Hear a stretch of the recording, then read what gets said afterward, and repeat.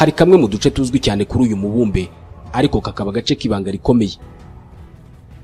Amamiliyoni y'abantu azi neza ko kabaho, ariko bake cyane bazi ibigakorerwamo ndetse n'intego y'ibihakorerwa. Hari abahamya bavuga ko mu ijoro bajya babona ibisa n'amayobera bimurika mu kirere cy'ako gace. Hari amajwi ateye ubwoba aterwa n'ibyuma bitazwi biri muri ako gace.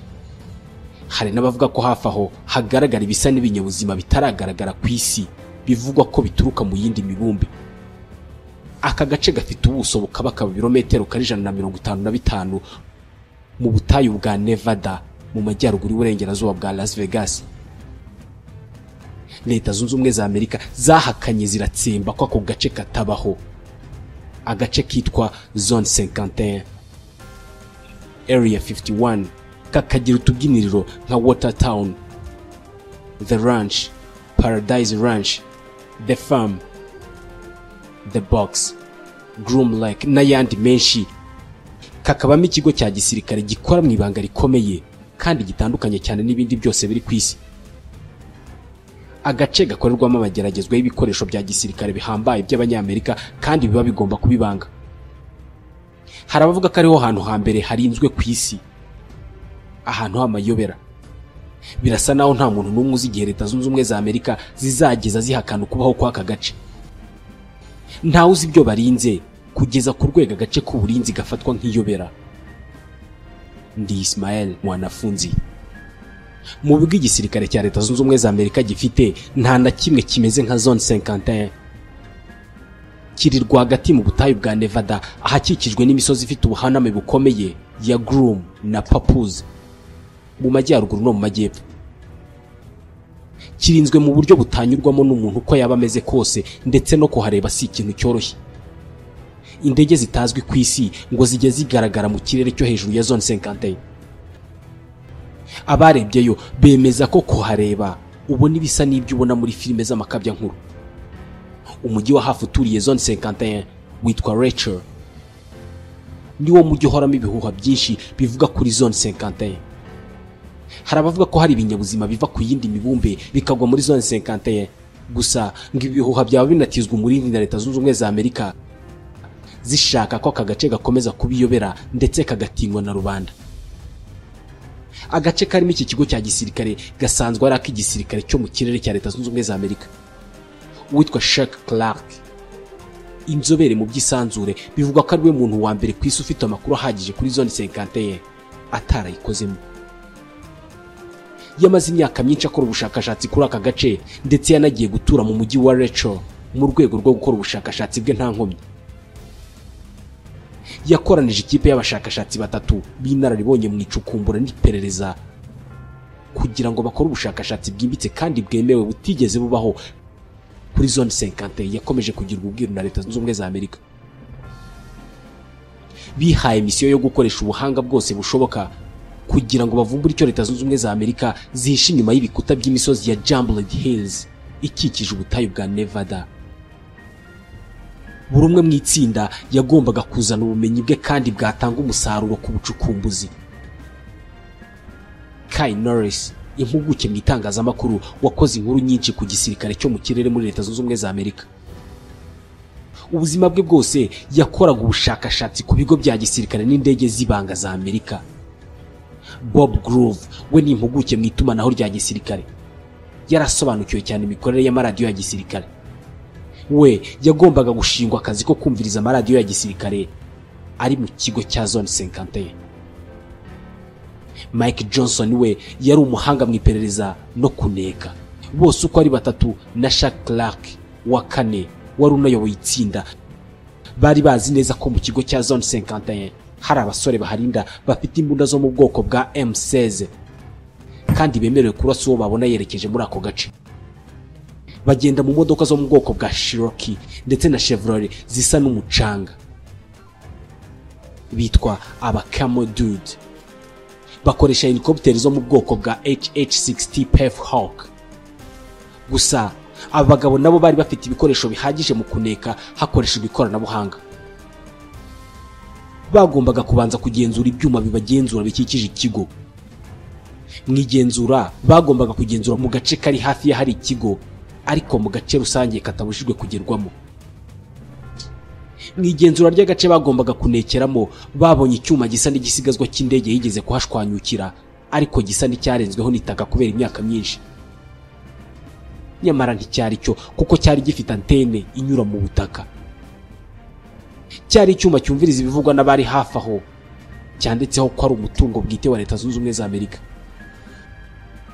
Byahise bigaragaza ko hari ibindi byuma byinshi bitabye hafi aho mu gace rusange bishinzwe kumviriza abahagenda. Sheikh Clark abifata nko kurengera no kwinjira mu buzima bwite bw'abanyamerika. Ibi ni ugukabya. Bafite agace kabo bwite k'ibirometero 40 inyuma y'ikigo cya gisirikare. Uko hegera cyane niko nta kintu cyakorerwa. Ntabwo numva impamvu batabye biriya byuma hanze y'agace kabo. Nyuma yo kubona ibi byuma bitabye, Bwana Sheikh Clark yahise ahamagara umunyamakuru umenyereye inkuru zicukumbuye George Knapp. Bombi bajyanye muri ako gace guhiga ibyo byuma. Bahamaze iminota 50, buri minota 5 bacukuraga icyuma. Bahakuye ibyuma 10 bishinzwe gukusanyiriza amakuru Zone 51. Igihe iyi nkuru yacaga ku mateleviziyo muri Amerika, Sheikh Clark yarakiri mu mugambi wo kuzinjira muri Zone 51. Ibintu byasaga n'ibidashoboka kuko nta wundi wabikoze mu mateka, cyane ko Leta Zunze Ubumwe za Amerika zakunze guhakana aka gace n'iri zina. Ahitwa Denver muri Colorado, ikigo cyo muri Zone 51 gifite inyubako ibitswemo ibikoresho bihambaye mu ikusanyamakuru. Iri kusanyirizo ry'amakuru riyoborwa n'isosiyete yitwa Space Imaging. Space Imaging ni ikoresha icyogajuru cyitwa Iconos. Icyogajuru cya mbere gikora ibikorwa biganisha ku bucuruzi kandi gifite ubushobozi buhambaye.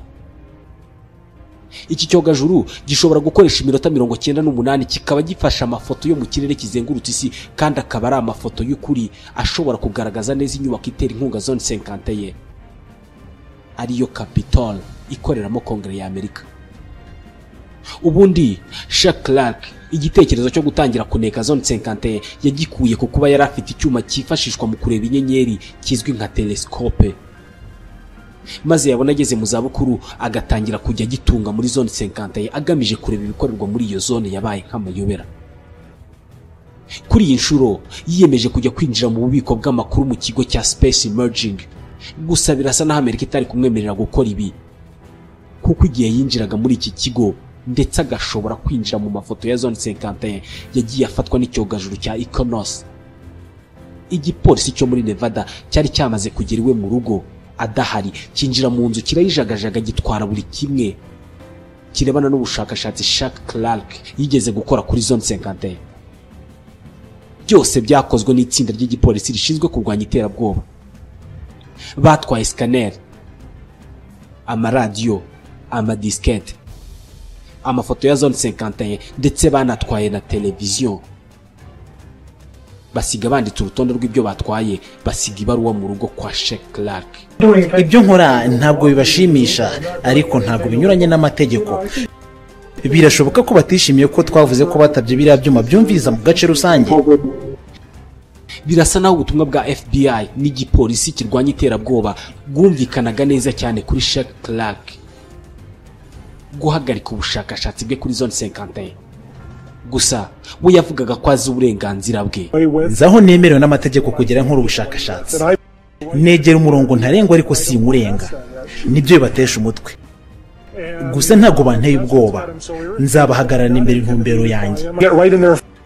Ibi bikimara kuba, Sheikh Clark yese afata icyemezo cyo kujya kurira umusozi uteganye neza na Zone 51. Ni umusozi uhanamye cyane kuri metero 2500, afite ibikoresho bihagije birimo ibikurura amajwi y'abavugira kure, ibifata amashusho ari kure nka telescope y'ibiro 20, byose abikora azi neza ko abakorera mu kigo cya gisirikare muri Zone 51 bamureba ndetse bumva ibyo avuga byose. Ku nshuro ya mbere azamuka uyu musozi yabonye umuntu wa mbere urinze Zone 51. Gusa we na mugenzi we bari kumwe bari bigize nk'abakerarugendo, nta washoboraga kubahagarika. Mu kugera ku gasongero k'uwo musozi, abagabo babaye nk'abageze ku wundi mubumbe. Kuva ku butaka bwo mu butayu bwa Nevada kugera ku mabuye yaho bisukwabyo, ingingo ishimangira ko bishoboka cyane kwaho ariho hafatiwe amafoto byavuzwe ko arayo ku kwezi mu 1969 ubwo byavugwaga ko umuntu wa mbere yageze ku kwezi. Abarusiya bavuze ko ubutaka bwo mu butayu bwa Nevada bumeze neza nk'ubwo ku kwezi. Kumva ubushyuhe bwo muri ubu butayu bisa n'ibyumvisha umuntu ko ari ku yindi si, isi abanyamerika batashatse ko abantu bamenya. Sheikh Clark na mugenzi we Guy Roberts bari kumwe bahise bashinga ibikoresho byabo ku gasongero k'umusozi, aho babonaga neza ko bashobora kureba zone 51 bitaruye, ariko n'abayirimo nabo bashobora kubareba. Bari ku birometero 40 uvuye kuri zone 51, gusa bari bafite ibyuma bikurura ishusho bikari kuba inshuro 50 mu bunini ku buryo byoroshye kuribona neza. Abagabo bari bazi neza kandi ko icyo kigo cya gisirikare cyo muri zone 51 gishinzwe kugerageza ibikoresho bya gisirikare bihambaye kandi bigomba kugirwa ibanga. Batangiye kubona ibintu by'amayobera mu kirere bicanye byagera mu kirere bikazima.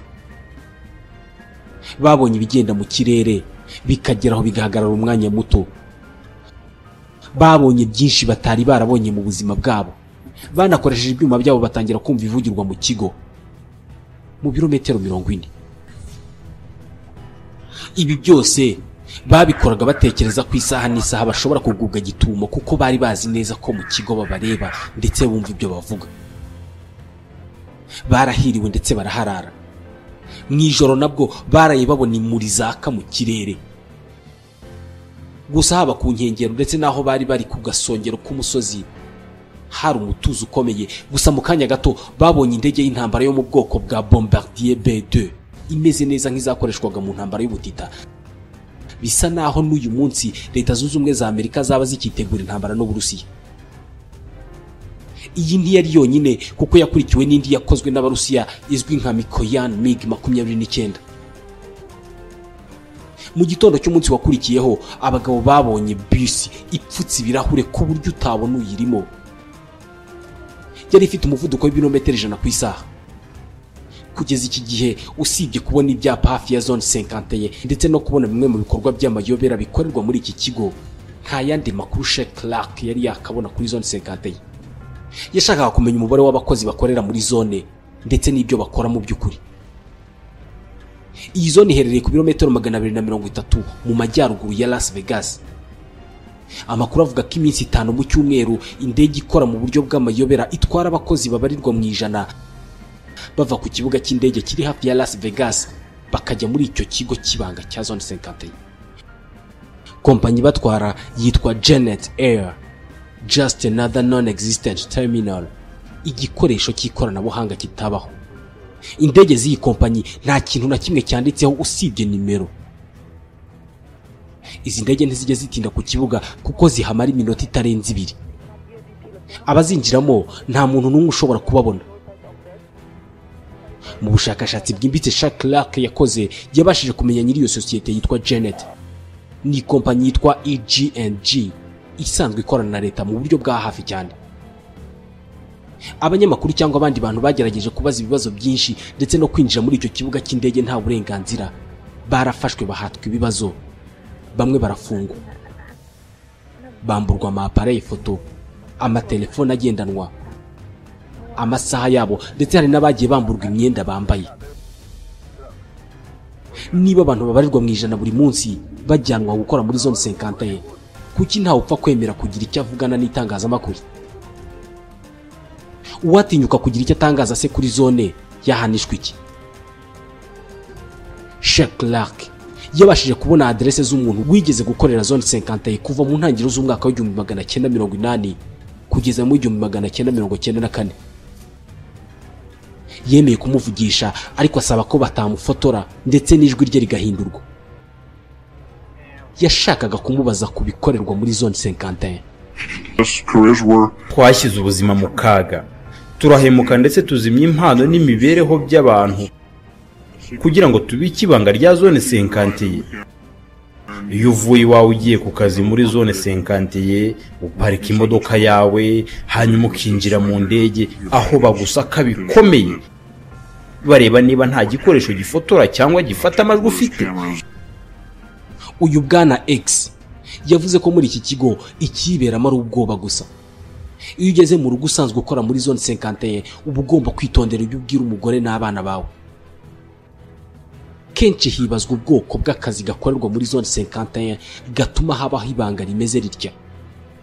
Leta Zunze Ubumwe za Amerika zihakorera ibikorwa biba bigomba kuba ibanga rikomeye. Hari byinshi bihakorerwa biba binabangamiye umuntu. Abayobora zone 51 ntibanatinya gushyira mu kaga ubuzima bw'abakozi babo rimwe na rimwe. Bafite ubutegetsi bwihariye kandi bwamunzwe na ruswa. Abayobora iriya zone bakora nk'abantu bo mu mperuka, unenze imikorere wese ahita yica.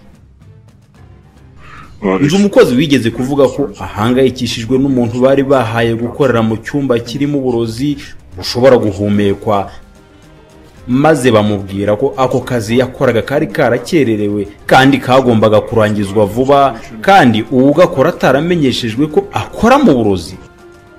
Uwabajije icyo kibazo we yahise yirukanwa.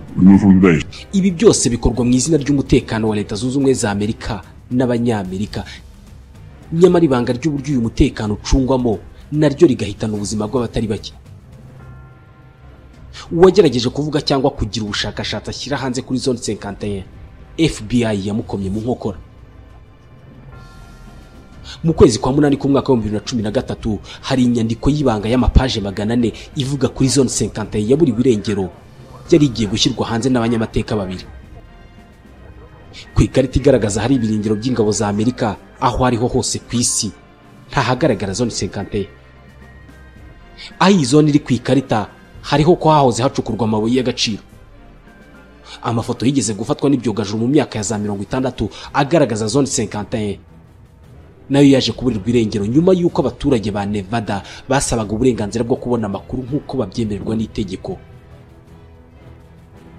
Aha umwe mu baturage yandikiye ibaruwa ubunyamabanga bw'igisirikare kirwanira mu kirere muri Leta Zunze Ubumwe za Amerika abazi ibisobanuro kuri zone 51. Kuri iyi baruwa umunyamabanga w'igisirikare kirwanira mu kirere muri Leta Zunze Ubumwe za Amerika Bwana Jeffrey Rams yamusubije muri aya magambo: ndizera ko iyi baruwa iri busubize iyo wari wandikiye umunyamabanga w'igisirikare cya Leta Zunze Ubumwe za Amerika kirwanira mu kirere umubaza kuri zone 51. Haba igisirikare kirwanira mu kirere cyangwa Minisiteri y'Ingabo ntawe ufite mu nshingano cyangwa ngo akorere mu gace kitwa zone 51. Hari ibikorwa bitandukanye, bimwe ni ibanga ry'akazi rishingiye ku bikorwa bikorerwa ahitwa Air Force Nellis Range Complex. Hari ibikorwa bikorerwa hafi ya Groom Dry Lake. Haba ibikorwa byamaze gukorwa mu gihe cyahise ndetse n'ibihakorerwa ubu. Ni ibanga ritabwirwa buri wese. Ndizera ko aya makuru azagufasha. Inyandiko n'amafoto byose bigaragaza zone 51 byigize kujya hanze byagiye biburirwa irengero mu buryo bw'amaherere. Aya mafoto n'inyandiko yasibwaga muri server ya internet ndetse no muri programme ya Terra Server ya Microsoft ku buryo nta hantu na hamwe wayakura. Amafoto yonyine ya zone 50 yashobora kugaragara na yafashwe n'icyogajuru cyitwa Landsat 7. Ni nayo yakoreshejwe na Google Map. Abashakashatsi bavuga ko kugira ibanga bigeze aha bidashingiye ku mpamvu z'umutekano gusa, ahubwo ngo ni nuko iki kigo gikorerwamo amabi menshi nko gutwikiramo bimwe mu bintu byifitemo uburozi byangiza ikirere n'abahumeka umwuka mu buryo bworoshye cyane. Iri banga kandi niryo rituma iki kigo kivugwaho byinshi mu birebana n'imbaraga zidasanzwe. Hari amakuru avuga ko iki kigo ari ikishami ry'ubumenyi n'ikoranabuhanga muri CIA ku bufatanye namwe mu masosiyete akora indege zifite ubushobozi buhambaye nka F-22 Skunk Works na Boeing Phantom Works. Bavuga kandi ko zone 51 byaba ari ububiko n'ahantu ho kugerageza ibikoresho bya gisirikare bidasanzwe bishobora no kuba bikoze mu bikoresho bikomoka ku yindi mibumbe. Bavuga ko muri iki kigo cya gisirikare haba hanabera amahuriro hagati y'abayobora igisirikare cya Amerika n'ibiremwa bidasanzwe bitanafite inkomoko kuri iyi si dutuye. Bavuga ko muri zone 51 haba hakorera guverinoma y'ibanga isa na guverinoma y'isi yose. Ibihuha byose bishingirwa ku kuba hari ibyuma byinshi bitabye hafi y'iki kigo ndetse n'ibintu bidasanzwe bigaragara mu kirere cyaho n'amajwi ajya humvikana. Andi makuru avuga ko ibikorwa by'amayobera byakorerwaga muri zone 51 byaba byarahakuwe mu 1990 ubu bikaba bikorerwa hitwa Dugway Proving Ground muri Utah mu gace kiswe zone 6113. Muri Nevada bakaba bakihagira ubwiru mu rwego rwo kujijisha abanyamatsiko. Gusa ngibi ntibibuza ko aka gace cyangwa si iyi zone yaba ikigeragerezwamo ibikoresho bihambaye nk'indege zo mu bwoko bwa avion d'espion U2 ishobora kugendera muri metero 20,000 z'ubujya hejuru. Izi ni nazo bivugwa ko ziteza impaka mu bantu cyane ku ngingo y'ibigendajuru bitazwi OVNI, objet volant non identifié, bivugwa ko byagiye bibonwa hejuru ya zone 51.